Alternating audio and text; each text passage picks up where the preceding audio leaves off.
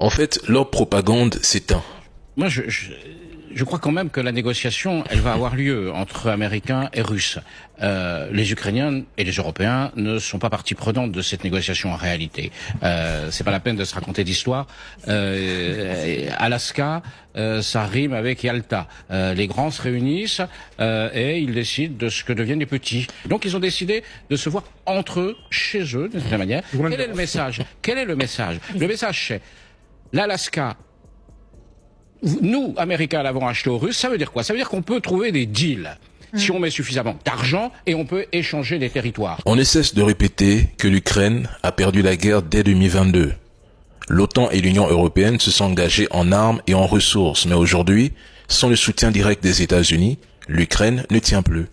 Si les Américains se retirent du conflit, l'Ukraine tombe en quelques jours. L'Ukraine a perdu la guerre. Je ne sais pas dans quelle langue il faut encore le dire aux trolls. Zelensky va céder des territoires. Il se retrouve dans une position délicate. Ce n'est pas lui qui décide. Il n'a jamais décidé, ni l'Europe. Ce sont les États-Unis qui décident. Et oui, c'est un Yalta 2.0. Mais votre propagande veut faire croire le contraire. Vous n'avez cessé de répéter en boucle que Donald Trump allait châtier Poutine. Mais tant que la Chine et l'Inde continuent de soutenir économiquement la Russie, notamment en achetant son pétrole et en fournissant des biens essentiels, l'impact des sanctions occidentales, y compris celle envisagée sous Donald Trump, est considérablement affaiblie. L'Union européenne ne fait qu'exprimer son impuissance. Elle est incapable de jouer un rôle géopolitique autonome digne de ce nom. Le sommet du 15 août en Alaska démontre que l'Europe a échoué.